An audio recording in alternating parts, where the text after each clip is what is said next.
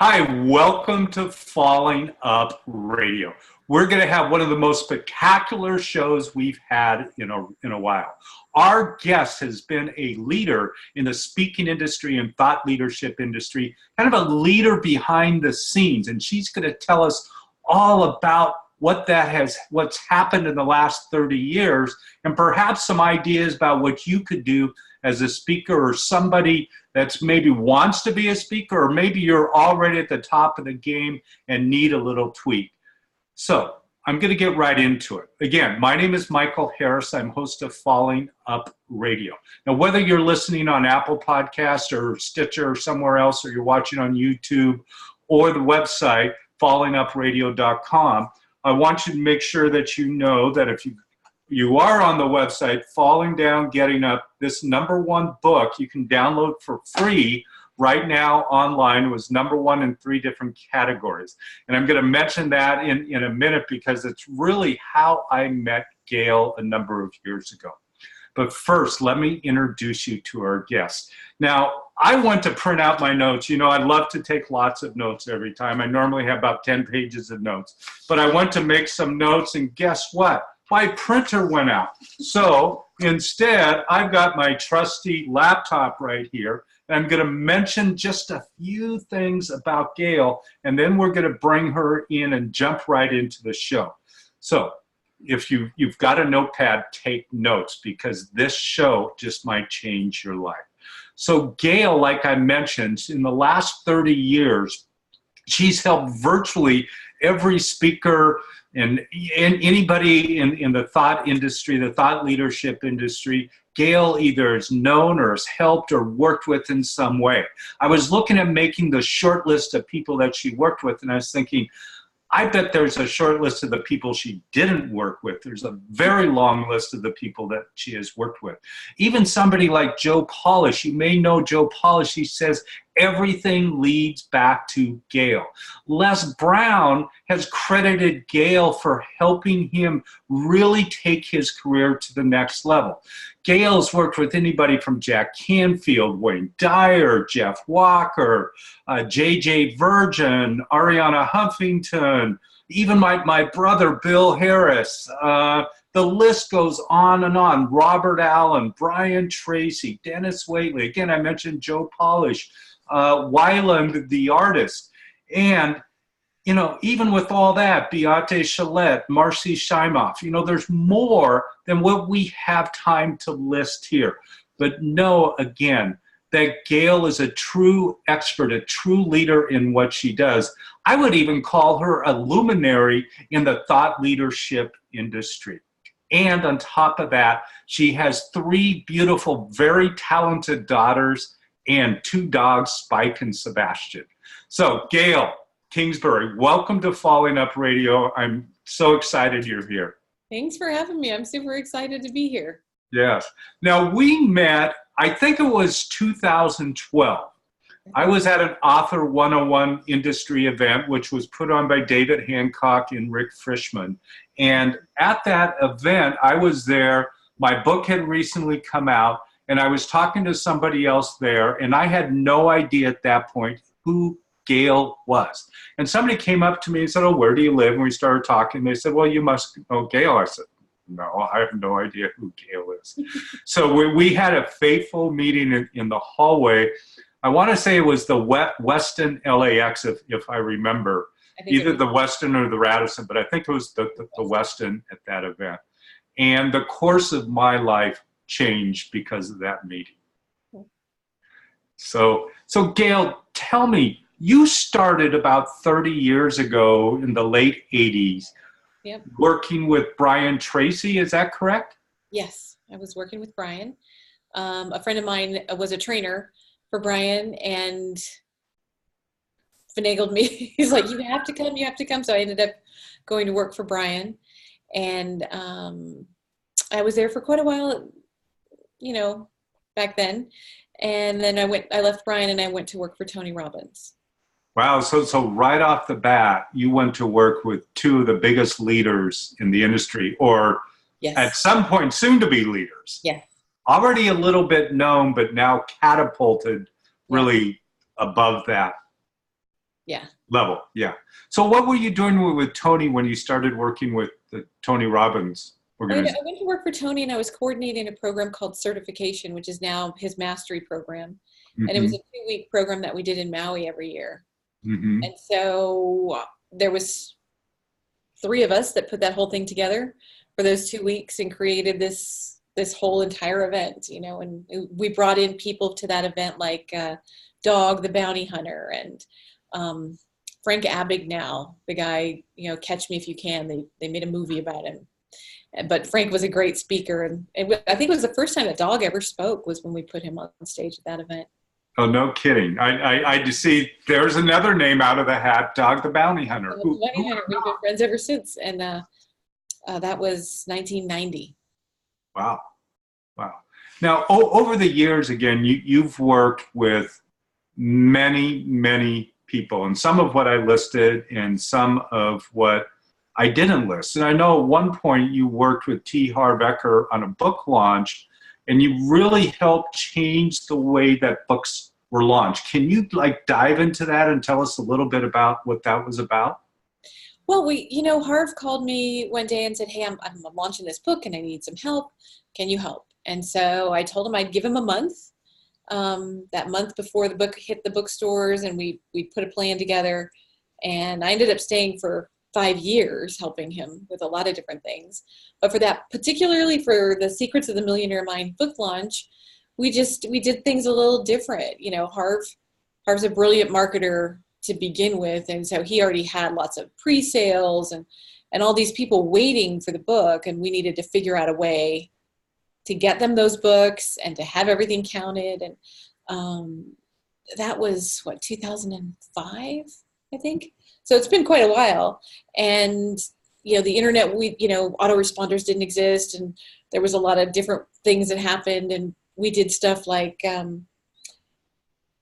we wanted to do the launch differently, and so I was like, we have to get people to go into the bookstores. We have to get them to go online to buy these books. We have to take all these pre-orders and do something with those. And I had actually called the person at the New York Times who compiles the list and said, "How do you do it?" And I'm doing some research, and whatever he thought I was researching for, I'll never know, but I let him talk, and we took a lot of that information and made it work for what we were doing. But we did things like I took a little video camera, and smushed Harv behind a bathroom door that was already open, so that it would open like a book. And I'm like, "Okay, now you're just going to say this." And we had like his notes taped to our chin and the camera here so he could read. And he came out behind that door and said, "Hey, glad to see you here." But we started it with a video where people, it was the book. And then when they hit that link, it went to a page and the book opened and Harv came out. And so we just did things, we stepped out of the box and did things a little differently, found new ways to make it work. And we took it to the top of the New York Times, Wall Street Journal, and USA Today the first week out, and it stayed there for a couple hundred weeks. Not at #1, but it stayed on those lists for, yeah. So how did that change? I mean, I know Harv has written other books, and other people have written books too. How did that launch perhaps change something he did in the future, or maybe help somebody else along the way too? What that book launch did was it changed his business, because that book had 2 tickets to his event. So every single book had 2 tickets that were worth $1,250 a piece to go to a 3-day event for free. Wow. And so, those events, we started having up to 2,000 people a weekend at the Millionaire Mind Intensive. And it was truly a launching pad, even though the book today is still incredible and it's relevant and it teaches people. And so many testimonials came in from people just reading the book and changing their lives. But then when they were able to go to the event, and it was 3 days of just packed full of content. And so it was a launching pad for Harv and for his company Peak Potentials to really help more people and move people into better places in their lives, their businesses. Yeah. It was a fabulous thing to watch, and to watch people grow. So you were helping with the book and the event as well, both of those combined? And then I went into the events, yep. And then you went into the events. And did you bring other people into those events with Harv? I did, actually. It ended up that every single person who spoke on that stage came through me first. So we found Bill Bartman, for instance, who recently passed. And he wasn't a speaker per se, and he created a course, Billionaire in a Box, and did all kinds of great things. And, speaking on that stage changed his life. I had, Way of the Peaceful Warrior, Dan Millman. I called Dan, and I remember he's like, well, Gail, my fee is still $10,000. I said, well, you'll make more if you just let people buy your books. And he didn't want to do it. So we guaranteed that he'd make at least that. He walked away with much more than his normal speaker fee, and was blown away by what he was able to do with, giving people a package of his books and a 4-week teleclass. Yeah. So was it new at that time to put event tickets in a book? Yes. Was that something new? That was all Harv, yeah. Yeah, because now everybody seems to be, I don't know about everybody doing it, but I hear of that type of thing frequently now. Yeah, well, he led the industry in a lot of things. Yeah. So what other memorable events or people that you can think of? I know that the list is long that you've worked with, but what other type of events did you do? And what about not just the big thought leaders, but maybe Bill Bartman? I mean, he was certainly successful in business, but is there somebody that maybe was totally unknown that you put on somebody's stage and something changed for them? Sure. There was Len Foley.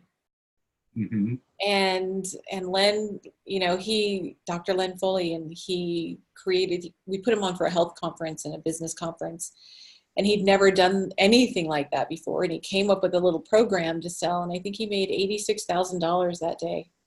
Wow. And it changed how he did business. Brendon Burchard. I actually put Brendon, right before I left, I booked Brendon to speak for Peak Potentials. And it was a fight to get him on there. But he was on, and he was having much smaller events. But I think it was a big piece. It was the second large stage he'd ever been on in his career, and it really changed the whole trajectory of what he was doing. Yeah. So I want to go back, maybe even pre-ADA, pre-Brian Tracy. And was there something that really drew you to this industry, or did you stumble into it? I mean, I know inside you have an incredible heart and desire to really help people and work with people. And what I know, and from our friendship, is that goes much deeper sometimes and gets revealed a lot. So I'm asking you to maybe dive in deep into something that normally we don't get to. I mean, being in this business, I think was really an accident or divine intervention, who knows? But I was running a polo club on the North Shore of Oahu. And that was like throwing a wedding every weekend. We had to have new liquor licenses every 3 weeks, and and all these things that happen when you have a polo club, and people coming in. We had princes and all these royalty and people coming from all over the world to play polo in Hawaii, and then everyone coming to the games. So it was event management, by trial and error, figuring out how to throw a gala, which I'd never done before. And, and from there I met someone, who ran the Denver Polo Club. I moved back to Colorado for a year, and then that's where I met my friend who, we both moved to San Diego at the same time, and he worked with Brian. So I think, it's like a, I want to say a bad country song, but a good country song. It's like there's all these broken roads that led me straight to here, Yeah. But I think I've always been in service, you know. I think that comes from my mom. Mm. And what happened with your mom that you say that came from your mom? Well, okay, so here's a little story about my mom. Okay. She was an operator. Did I ever tell you this? She was an operator for AT&T, an overseas operator. Mm-hmm. So literally, like back then when I was a kid, it was like Lily Tallman, you know, plug it in, you know, they had to plug in wires and it took sometimes all day to get a call through overseas. It wasn't, you didn't just pick up the phone and dial. An overseas operator had to help, and that was my mom. And she came home one day, and she was always telling stories about these people that, you know, like, oh, it was so neat. I talked to this lady and blah, blah, blah. But she got to talk to Engelbert Humperdinck. Wow. And so for my mom, you know, back then, that was like Elvis, you know, it was Elvis, Tom Jones, Engelbert Humperdinck, you know, and my mom was on cloud nine. She'd spoken to him all day to get him through to a call with his mother. Mm-hmm. And she was telling the story at dinner about what happened. And that was just really cool. And I thought, you know, that's her hero. Like we listened to him and, you know, listened to that guy sing around the house when we were dusting on Sundays.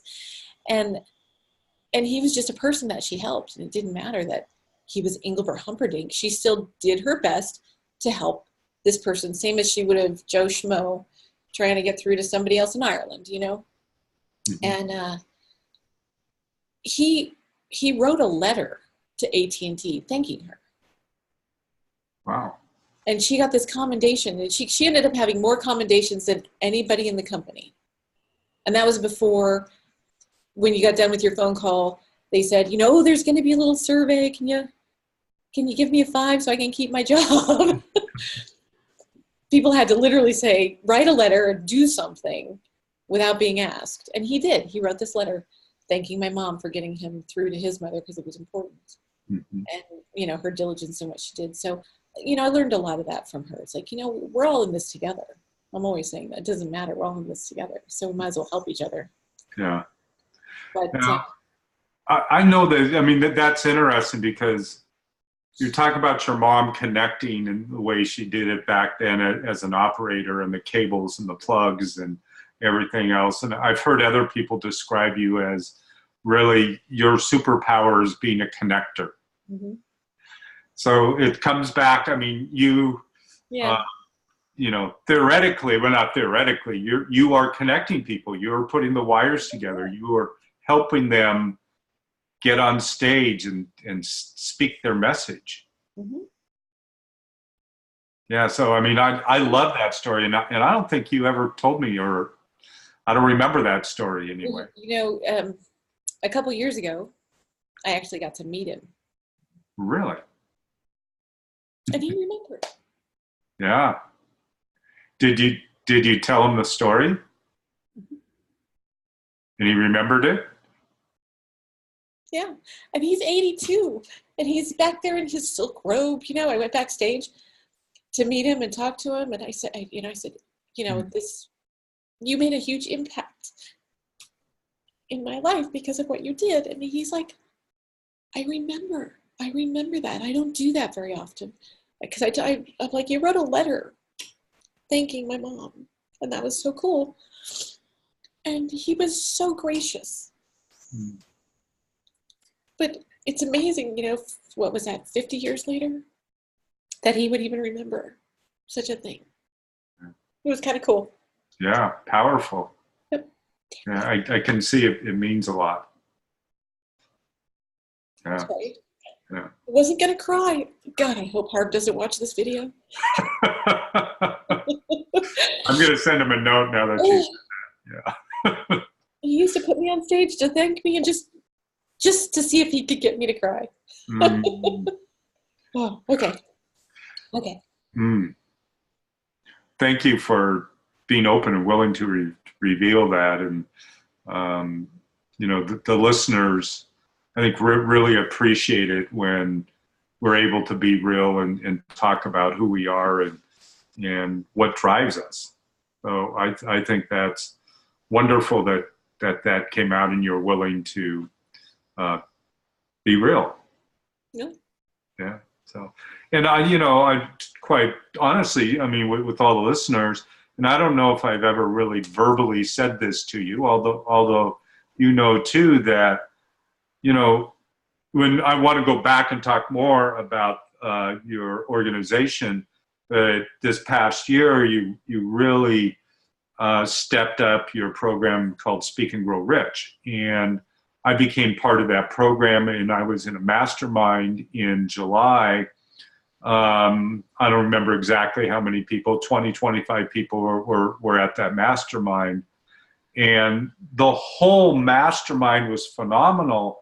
Yet 5 minutes of that mastermind has really changed my life and has really propelled this particular podcast forward much further than I can imagine, just because of working with other people there and working together and getting some new ideas. And Armin Morin, which was there, we had a discussion about podcasts, and he gave me a couple of ideas, and I implemented those ideas.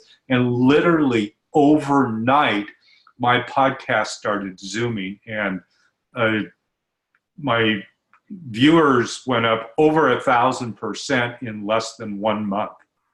So just the power of that mastermind and being part of that Speak and Grow Rich group, again, changed everything for me. So thank you for, bringing me into that group and telling me I need to be part of that. I'm glad you are. Yeah. So with that being said, can you tell more about the Speak and Grow Rich organization and what you're doing with it, and why you really are starting it and focused on that and helping people with that?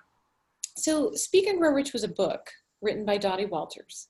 And when I first started my speakers bureau, I got that book, I read it, I called her, it was so helpful about the business of speaking. And so I've taken over the brand. She passed away quite a few years ago. And if you go back and you look at the old copy, the original version of Speak and Grow Rich, it helped all of us, back then. Mark Victor Hansen and Jack Canfield, and, was Chicken Soup for the Soul, and Harv, and, you name it. Dottie had her hands in everything. She was, one of the founding people of NSA and IGAB, which was the International Group of Agents and Bureaus. And she was a real leader in our industry. And so when I was asked to take over the brand and revitalize that legacy, it was really an honor to me. And I wanted to recreate this community where we're keeping integrity and values in a business that can sometimes slide a little sideways. Mm-hmm. Mm-hmm. So what is Speak and Grow Rich? I mean, I know some of it as a participant in there, but I also know it's really for new speakers, wannabe speakers, as well as experienced. It's for anyone who really wants to speak, whether you're a sales trainer and you need to be doing sales trainings at your work, or you're an executive and want to have better skills in order to, relate the information you need to at the corporate retreat, or you need the skills to be able to do, to be able to speak on stage or on TV or on radio or doing podcasts. There's a lot to what you do. And there's a lot of people who are, much better guests than me, who know what they're doing, because this is not my thing, right? But yeah, you're normally behind the camera. I'm normally behind the scenes, saying, over here, you go over here, you go over there. Sure. But I wanted to create a community and a place where everything you needed for your business of speaking, whether it's sample contracts or something from, I've got all these white papers from our attorneys that talk about, if you're in the health field, how do you get your testimonials so that you're protected, so that you're not doing things. I've watched so many people implode their businesses by doing one small thing wrong because they just didn't know. And if I can help everybody leapfrog and become a keynote speaker or become a coach or become, you know, whatever it is that they want to do, however they need and whatever they need to be able to communicate more clearly, then that's what we're putting in. So every month we're putting in new content and really creating this community. So there's courses in there and there's papers in there, and we're going to start doing, this next month, we're going to be doing live Q&As and a live workshop. And I'm doing a whole course based on the book Speak and Grow Rich that takes you from, you know, so you want to be a speaker to all the way through how do you do your seminars, do you do free events, how do you set your fees, where do you go next, how do you create product, how do you sell it online, how do you go overseas. You know, international speaking has become a huge thing. We've added a whole nother piece in there on social media, you know, because it can take over. You know, there are people who've got, and it's fascinating because there's people who have millions of views on social media that aren't doing anything with that for their speaking career when they created it to do that. So how do you connect all the dots? And so my goal is to be that resource for everybody. Well, I know that there's already a number of people that are part of that group, and a number of people that a lot of people would be familiar with, whether it's Les Brown or Armin Morin or a whole list of really amazing participants in the group. Yeah, we do have a good group, really good group. Yeah.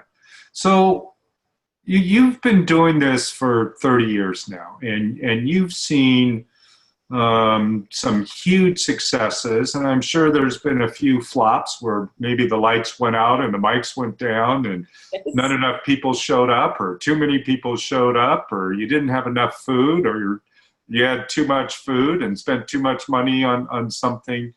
Is there something that you can think of that's kind of a flop, that's kind of funny, that happened along the way, and maybe what you did to help change it, or maybe it didn't change, it just stayed the way it was?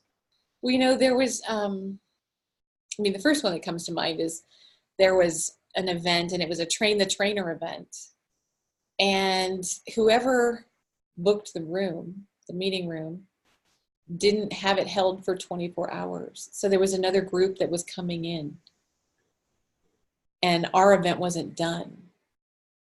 So it ended up moving out to the pool.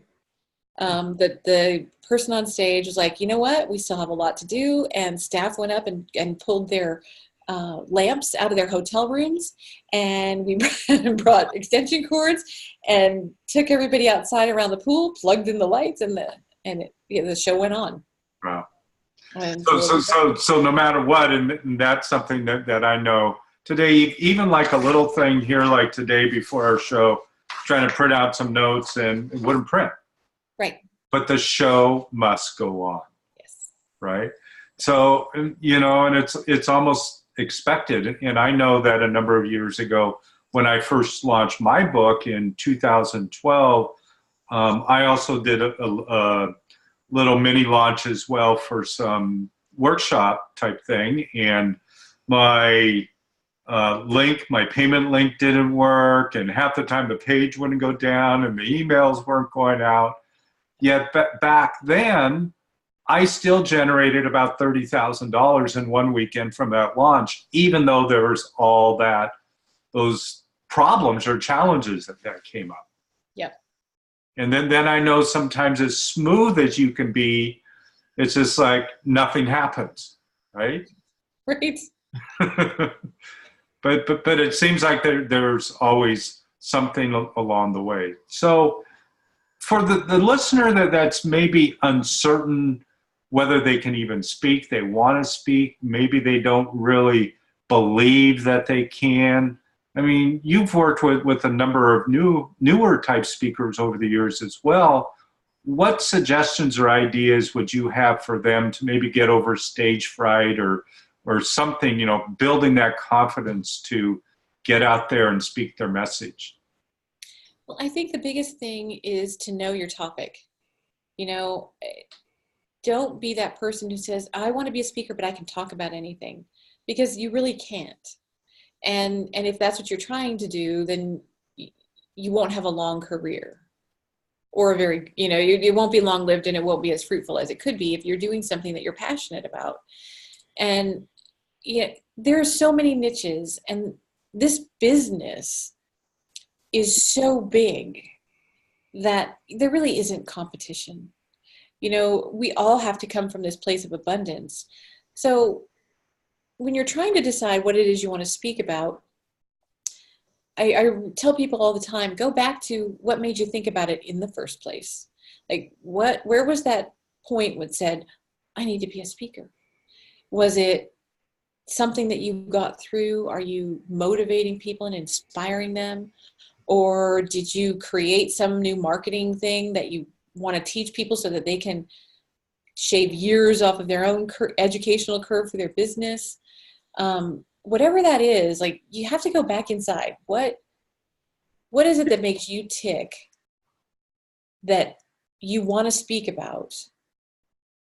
And then find your audience. Who are those people? Is it the local MOPS group, the mothers of preschoolers, and you want to go and talk to them about, this new thing that you found for diaper rash? It doesn't matter.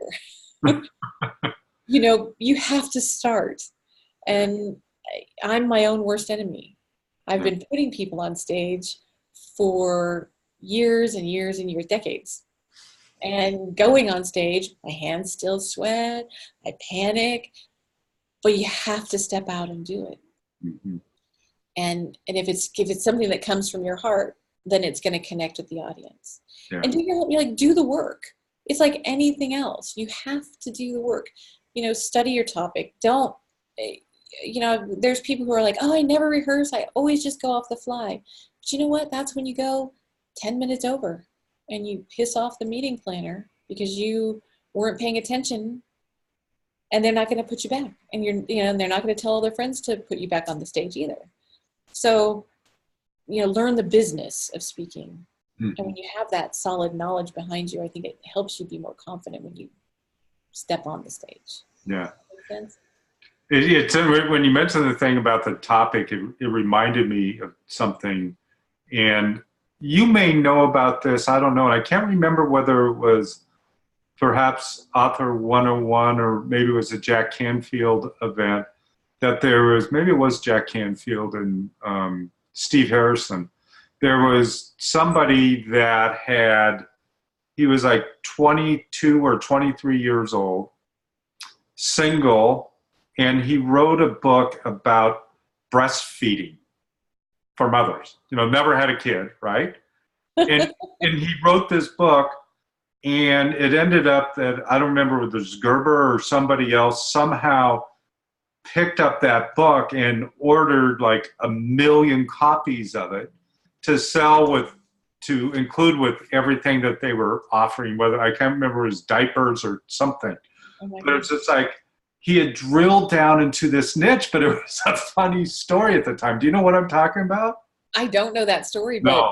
but yeah. Alex is a great example with his book on how to get out of a speeding ticket. Right. Yeah.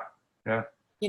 20 years later, he still has that book out there. Still getting radio interviews, still doing it. Still doing it. Yeah. So what other ideas, that was really great. I loved it, that the niche and the idea. And, there's this saying too, that when a fox chases 2 rabbits, it catches neither. Mm-hmm.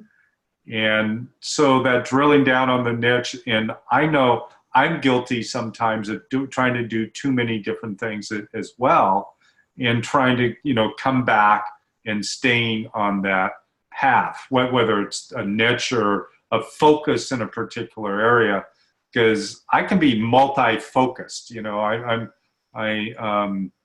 not so much ADHD as I am diversely inspired. So what does somebody diversely inspired do? They just pick one thing? Pick one thing. Start somewhere. Yeah. Pick one thing and test.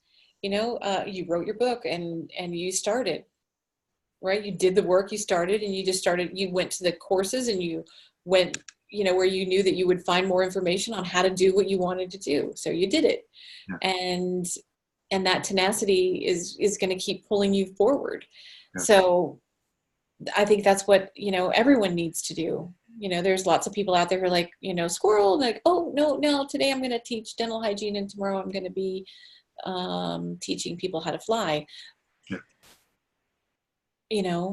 But when you go back to your core, okay, this is what I'm teaching, and now I'm going to learn everything I need to know to make sure that I can get my message out to the people who need it. Yeah. There's people out there who need your message, and sometimes I feel like there's some people out there who have such great stories, and they're such an inspiration to me. They've been through, and I think sometimes shame on you for not sharing, mm-hmm. And for not sharing that knowledge. Yeah. And helping other people with it. Yeah. Mm-hmm. And that's really too what this show is about, is really giving people that hope and inspiration that, it's Falling Up Radio. It's about people that have been challenged by different things, yet have still found a way to take that challenge and do something with it, and to be of service. And even like my book, Falling Up Radio, I mean, that's the cane that I used to walk on right there. Mm-hmm. And I could barely walk. And if somebody had told me back then that somehow I was going to write a book and help other people because I was on this cane at the time, would seem ridiculous. Mm-hmm. There's a speaker, his name's Harv Eker, and I worked with him. He was one of my first clients way, way back. And he wrote a book called Can I Have 5 Minutes of Your Time? And it's just Sales 101. And I read it on my way home from an NSA event, and I laughed out loud on the plane. And he literally wrote the book. He got into pharmaceutical sales to meet nurses, to get a date, to get laid. Like, that was his purpose. To pick up chicks. Okay. This is why he went into the business he went into, but he was so good at it, and he became the #1 the youngest top salesperson for Xerox. And then he wrote a book. It's like, and it all went back to them. It was like, make 5 calls a day, take 2 no's, take a maybe, get 1 yes. And the way he wrote it was just so funny that, it was great. And we put a little sticker on the book. He self-published it and said, if you want more copies or to have Hal speak, call this number. Sold 20,000 copies that year. Wow. But that was his core competency, was sales, and so he went from $600 a day to $3,000 for a keynote and was over the moon. Yeah. So what do you think? There's probably so many to choose from, but is there some memorable event that just really inspired you? Maybe somebody talking on stage, maybe you're in the back, peeking through the curtain and watching somebody, but something memorable that perhaps really triggered and feeling inspired. Oh gosh, there's so many. Yeah. From a work perspective, and I have this story in the book. It had to do with Armand, and I had Armand on stage, and this person came over, and I was standing in the back, and Armand was going to sell his course, but he'd only been on stage for about 10 minutes, and this guy comes over, and he kneels down next to the table that I was at, and he's like, Gail, please, I know that this man is going to be selling something, and whatever it is, I need to have it, but your staff won't let me. They won't let me buy it, and I know that this is the person that's going to help me with everything. And I was like, wow. And he was crying. He was literally had tears in his eyes, and I thought, this is really important for this man. So I took him over, I got him an order for him, took his order, and he had a baby store. And just a brick and mortar baby store. And that's how, he was trying to make it work and this and that. Anyway, he ended up taking everything that Armand ever did and using all of his systems, and opened up several new stores, went online, started making, hundreds of thousands of dollars really quickly. And and I didn't know what happened to the guy until it was about 2 years later. I was at another event and Armin came in the back. He was all incognito with his hat. I'm like, hey, see that guy? That's the guy that cried. that's this guy. And then Armin told me the story. Oh, that's so-and-so. And this is what happened. And, you know, that's the kind of stuff that I love to be a part of.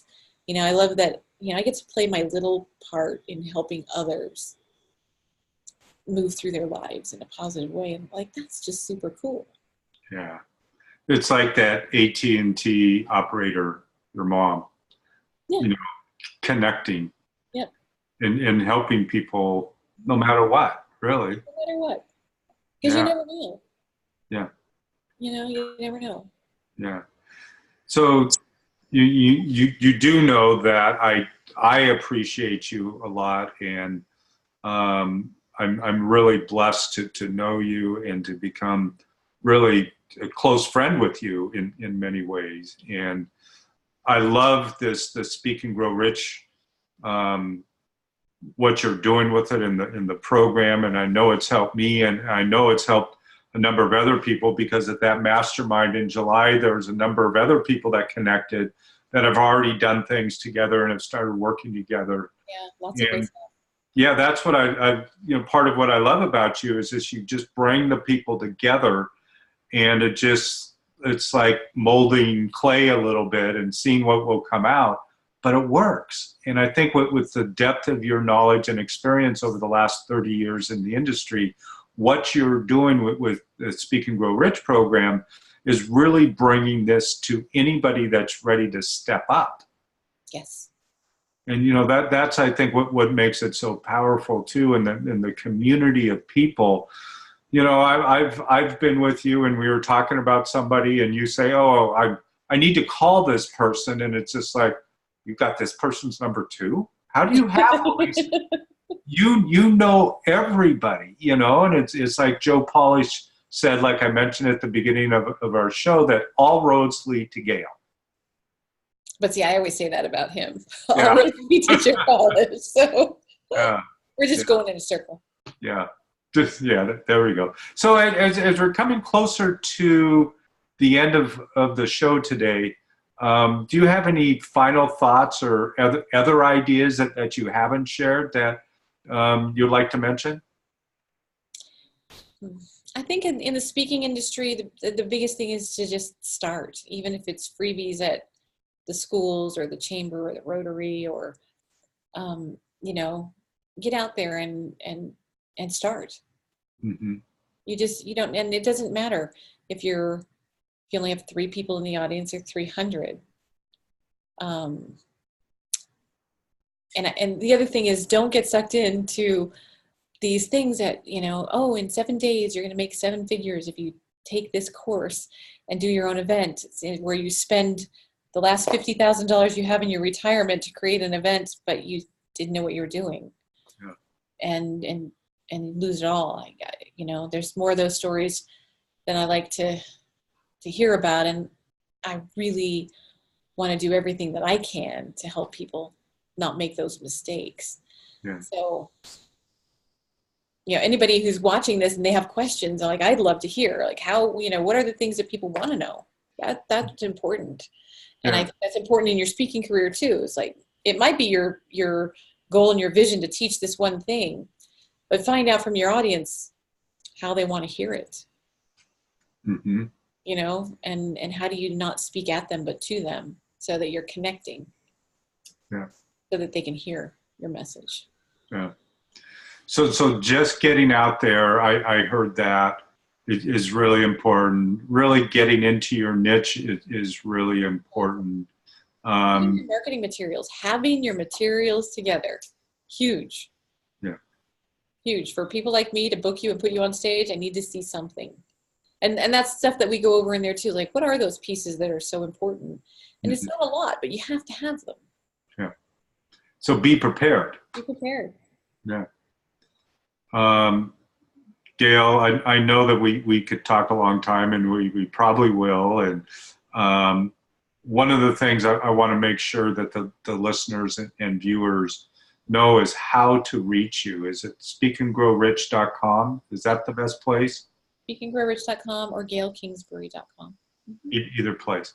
And again, depending upon where you're listening to this, you can also find all of this information at the fallingupradio.com website.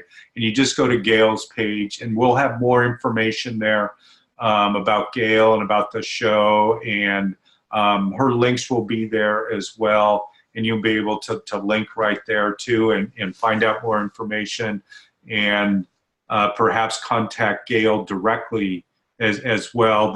There's contact information there too.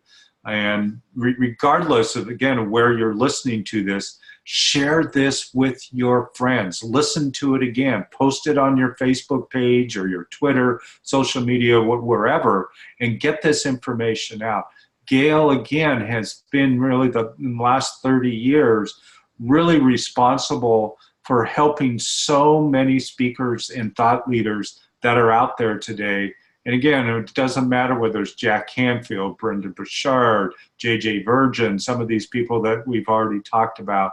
Somehow Gail has been there helping them out from the back of the stage. So her knowledge and the depth of what she knows is as deep as anyone, and her willingness to help anybody too, whether you're new or whether you're more seasoned and experienced. You know, even like the story of Tihar Becker and his book, helping Harv take his book and really launch it into a #1 place within a few days of the launch. So wherever you are, Gail, again, all roads lead to Gail. So Gail, I want to really thank you for being here today. I know you have a very busy life, and taking an hour out to share your thoughts and your ideas with the listeners is huge. So thank you very much. Thank you. Yeah. I already asked you if you had any final thoughts, any final thoughts. No, thank you very much for having me though. No. Okay. Hold on to the other side. And again, if you're listening, depending upon where you are, fallingupradio.com, go to Gail's page, contact her. She's here to help really anybody. Her superpower is professional connector, and going all the way back to kid and mom, and what was it, Engelbert? That's right. Yeah, all the way back to that. So we never know how we're going to serve. So thank you for serving, and we'll talk to everybody soon. Okay.